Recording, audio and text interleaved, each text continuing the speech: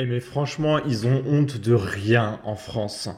On va le voir après, mais en gros, France TV, après avoir comparé ce qui s'est passé à la cérémonie des JO avec la scène, ouvertement, hein, ils s'en cachent pas, voilà, c'était la scène. Maintenant, ils rétropédalent et ils disent ah non non, mais en fait c'était pas la scène en fait. Les fachos, ils comparent avec n'importe quoi, ils se trompent, en réalité c'était carrément autre chose, c'était la mythologie grecque, etc. Donc on va voir ça, l'hypocrisie est environ de niveau 15 000, d'accord. Donc, déjà, il y a France TV qui a supprimé le replay de la cérémonie d'ouverture de sa chaîne YouTube. Parce que on va dire que la shitstorm mondiale que ça a été provoquait de tels émois qu'il valait mieux supprimer la diffusion carrément. Voilà. Ici, c'est Novak Djokovic qui a remporté le premier tour des Jeux Olympiques et en réponse à l'ouverture dégoûtante, il a montré son centre. Et du coup, hop, il prend sa croix du Christ et il la montre aux caméras. Parce que je pense que, étant donné qu'il a senti sa religion insultée, c'était très important pour lui de la remettre à nouveau en avant. Ici, c'est Vincent Lapierre qui dit « Ce n'est pas une question de bigoterie. Imaginez que tout à coup, en plein milieu de cette célébration, soit apparue une caricature du prophète de l'islam. Même si le droit au blasphème est autorisé, c'eût été hors sujet, pas rassembleur et donc inapproprié pour les JO. Il faut doser. » Pro-Blanc qui dit « Exactement. » Un random qui dit « C'est bon, t'as fini de pleurer. Ceci dit, fais des bonnes vidéos. » Vincent Lapierre qui dit « Je ne pleure pas. À vrai dire, la cérémonie des JO, je m'en fous. À un point difficilement atteignable. Je poste simplement une réflexion qui me semble relever de l'évidence. Merci pour le compliment. » Et du coup, retournement de veste, on est sur BFM TV. Ah non, non, mais c'était pas la scène. Vous vous trompez. Les fachos disent n'importe quoi, ils se sont emparés de l'affaire. Et tu as Faisal Djelil en random qui dit affaire classée, c'était pas la scène, hashtag passons à autre chose. Tu ne peux pas passer à autre chose. C'est une shitstorm mondiale, d'accord? On sache si c'est vraiment ça d'ailleurs. Alors Là, toujours pas. ce n'est pas mon inspiration. D'ailleurs, je crois que c'était assez clair. Il y a Dionysos qui arrive sur cette table. Dionysos qui est là pourquoi? Parce qu'il est d'abord le dieu de la mythologie grecque de la fête, et le tableau s'appelle Festivité. Donc là, il parle du mec bleu. Le mec qui est arrivé 45 minutes après. Hein. Donc ça n'a aucun rapport. En fait, ils essayent de faire du damage control, mais ça marche pas. Dieu du vin, qui est un des fleurons aussi de la France, et père de Sequana. Sequana qui est la déesse qui est reliée au fleuve, la Seine.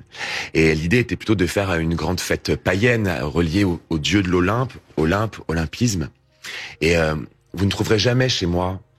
Alors, il pourrait juste s'excuser, hein. Plutôt que de mentir comme ça, il pourrait dire, bah écoutez, on a fait de la merde, je suis désolé, je ne voulais pas offenser 2,2 milliards de personnes, je m'excuse, nous avons fait une connerie, désolé. Non, il va plus te dire, non, mais en fait, vous vous trompez, c'est les fachos, etc.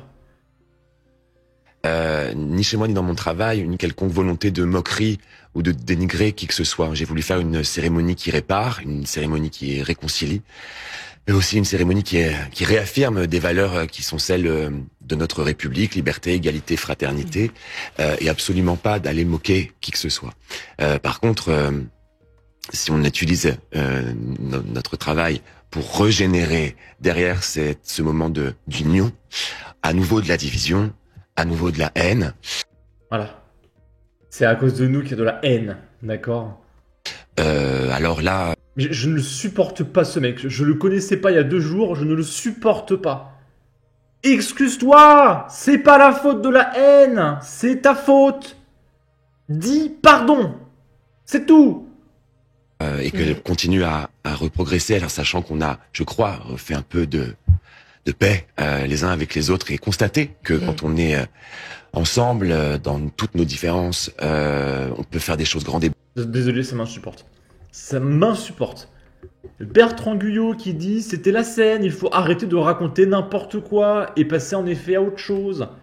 Vincent Lapierre qui dit vraie question, si ce n'est pas la scène qui était représentée, pourquoi Barbara Butch, la femme au centre de la scène, pensait-elle que c'était la scène qu'elle parodiait?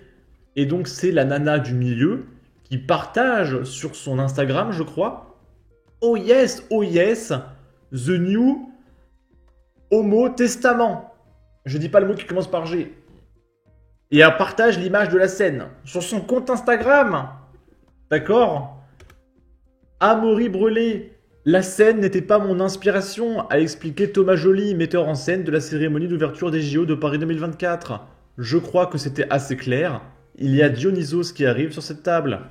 En réalité, 44 minutes séparent la scène en question, à 1h53, qui ressemble fortement à la scène de Léonard de Vinci, et la scène de Dionysos interprétée par Philippe Catherine, à 2h37. Point. Voilà, il y a 45 minutes qui séparent ces deux moments. Dans un tweet supprimé depuis, le diffuseur officiel France Télévisions a célébré une mise en scène, C-E-N-E, légendaire. La drag queen Piche, présente sur le pont ce soir-là, a reconnu qu'il s'agissait de la scène et évoqué une représentation biblique. Source BFM TV. Le DJ et activiste LGBT Barbara Butch présente aussi à louer sur Instagram un Nouveau Testament G. Photo comparative à l'appui. Un des auteurs du récit de la cérémonie, Damien Gabriac, a acquiescé quand une journaliste l'a interrogé sur cette scène avec des queers. Scène C-E-N-E. La planète entière, ou presque, y a vu la scène, la presse, y compris Le Monde et même Jean-Luc Mélenchon. Bref, Thomas Joly, au mieux, a joué sur l'ambiguïté. Au pire, nous prend pour des imbéciles. À vous de décider. Et donc là, c'est France TV qui disait une mise en scène légendaire, smiley cœur. Ils l'ont dit. Et plutôt que de s'excuser, ils essayent de mentir, mais c'est insupportable. J'ai horreur des hypocrites, vraiment, je ne supporte pas. Là, on est sur BFM TV, et c'est directement une des drag queens qu'il y avait dans la scène qui va dire que c'était la scène, en fait. Vous avez vu notamment les réactions de personnalités politiques aussi. Marion Maréchal, par exemple, qui a tweeté justement sa colère devant cette cérémonie, qu'elle juge justement trop, peut-être trop queer, trop woke. Qu'est-ce que vous voulez répondre à ceux qui sont de son avis et qui trouvent que c'était une cérémonie woke et que vous n'aviez pas votre place à cette cérémonie d'ouverture? Je pense qu'on commence à avoir un petit... C'est pas qu'il n'y avait pas leur place. C'est que il n'y avait que. Ils ont fait comme s'ils étaient majoritaires. Par exemple, on n'a pas vu de couple hétéro. S'il y avait vraiment de la diversité, il n'y aurait pas eu que des drag queens. S'il y avait eu de la diversité, on aurait eu des Européens, on aurait eu des couples hétéros, des familles traditionnelles. Non, non. Il n'y a eu que ça. C'est ça que dénonce Marion Maréchal. Un peu dans la communauté queer où si Marion Maréchal Le Pen réagit, c'est qu'on a réussi notre coup, en général. C'est qu'on a fait ce qu'il fallait faire et que du coup on a été dans la justesse, en tout cas dans la représentation. Encore une fois, on commence à le répéter tout ça, mais le truc qu'il y a, c'est que c'est pas la problématique, c'est pas d'avoir pris la scène véritablement, c'est que ce soit représenté par des queers parce que c'est quelque chose qui a été utilisé et réutilisé dans la pop culture. Voilà, il le dit. Ils ont utilisé la scène depuis des décennies et des décennies par tout le monde, et ça n'a jamais véritablement posé de problème. Et là, à partir du moment où c'est des queens et des drag... Ça n'a pas posé de problème, parce que c'était pas pendant une cérémonie de Jeux Olympiques avec 8 milliards de téléspectateurs. Ils n'arrivent pas à comprendre, ils sont trop idiots. Queens qui le font, ça pose problème. Donc la vérité, c'est que c'est pas l'utilisation de ça qui est problématique, c'est le regard que posent les gens. Et puis pareil, quand tu fais une représentation de la scène dans Les Simpsons, que tu fais un petit clin d'œil, bon, c'est pas grave. Mais quand tu mets un gamin de 8 ans qui twerk au milieu de drag queen en référence à la scène, là, c'est de l'insulte et du blasphème. Parce que dans les religions, quelles qu'elles soient, hein, pas que la chrétienté, hein, dans toutes les religions, je crois pas qu'on autorise les gamins de 8 ans à twerker au milieu de drag queen. sur nous en fait, parce qu'on n'a rien fait d'obscène dans cette scène. Il y a rien du tout. Vraiment, il y a aucune provocation, rien. La seule chose que eux voient comme une provocation, c'est la fluidité du genre. Mais ça, c'est pas une provocation et c'est pas obscène. C'est juste eux qui le voient comme ça. Et ça, c'est dans leurs yeux à eux, ça les regarde. Alors pareil, dans la religion, on te dit de t'accepter toi-même. Je crois pas que dans la moindre religion au monde, on t'autorise à changer de genre. Parce que c'est modifier ta personne. Et c'est interdit dans toutes les religions. C'est pour ça que c'est du blasphème. Ça aurait été dit random, normaux, ça n'aurait pas posé de problème. En l'occurrence, des gens qui modifient leur corps, c'est interdit dans la religion. C'est pour ça que c'est un blasphème. Ici, c'est David Bowie. Je viens de voir la fameuse scène avec Philippe Catherine. Mais bordel, ce n'est absolument pas une relecture de la scène. Depuis quand Dionysos y figure? Il faut vraiment que les fachos et les réacs s'achètent des livres. Lui, il te parle de la scène de Dionysos qui a 45 minutes après. En fait, depuis que BFM TV explique que non, c'est la faute des fachos et qu'en fait, c'était pas vraiment la scène, t'as tous les gauchistes qui retournent leur veste et qui disent « Oh, en fait, vous avez vu les fachos, c'est des débiles, ils doivent ouvrir des livres, etc. » Alors que ce mec ne connaissait pas le nom de Dionysos avant le reportage de BFM TV. C'est sûr. Personne ne connaissait le nom de Dionysos. Même moi, je me suis renseigné pour savoir qui était ce mec. Je ne savais pas qui c'était avant BFM TV. Et ce mec va te dire « Ouais, achetez des livres, bande de fachos, ignares, etc. » Tu ne savais pas qui c'était avant le reportage de BFM. Ignare. Cro-Blanc qui partage un article relayé par Mediavenir, mais qui a été également relayé par Le Parisien, etc. Ils essayent de mentir plutôt que de s'excuser.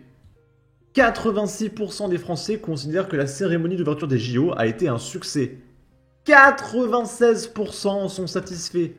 À l'international, 88% des personnes ayant suivi la cérémonie l'ont aimé. 76% ont déclaré qu'il s'agissait de la cérémonie d'ouverture des JO la plus mémorable de tous les temps. Elle n'était pas bien. C'était la meilleure de tous les temps, 76%. Est-ce que vous voyez le niveau de mensonge? Là, ce qui s'est passé, c'est qu'ils ont dû interroger exclusivement des bobos parisiens dans les quartiers bourgeois. Et ils ont élargi ce sondage. En gros, ils ont interrogé 20 bourgeois. Et ils ont fait x 30 millions, c'est bon, on a fait le tour. Voilà, ça représente tous les Français. Oh, 96% ont été satisfaits, voilà, terminé. C'est comme ça qu'ils font leur sondage. En fait, ils essaient de faire comme s'il n'y a pas eu de scandale mondial. Alors que là, on est lundi. La cérémonie, c'était vendredi. Il y a encore la scène en top tweet, Dieu en top tweet, Dionysos en top tweet. Ça parle que de ça, hein. Le monde a été choqué. Et je vous épargne encore moult de commentaires. J'ai vu des tweets espagnols, américains, brésiliens, portugais. Tout le monde est choqué. Tout le monde. Il y a un mec qui expliquait qu'il était en République tchèque, que tout le monde était choqué. Un autre en Croatie, que tout le monde était choqué. Tout le monde est choqué. Il n'y a pas 76% qui disent que c'était la meilleure la meilleure cérémonie de tous les temps. Arrêtez. Dites juste pardon et passez à autre chose. En réalité, si vous aviez dit pardon, on a merdé, c'était fini en fait. Là, si les gens n'arrivent pas à lâcher l'affaire, c'est parce que vous vous moquez du monde. Au lieu de vous excuser, c'est insupportable. Et du coup, Cro-Blanc a dit, c'est pour ça que le CIO a retiré la rediff sur YouTube et fait censurer tous les extraits sur les réseaux sociaux. Bande de menteurs. Et je vais mettre un cœur à Cro-Blanc. Bref, en tout cas, n'hésitez pas à donner votre avis, votre opinion, à partager, liker, commenter. Ça aidera au référencement de la vidéo sur YouTube. Abonnez-vous, suivez-moi sur Twitter. Prenez soin de vous. Salut!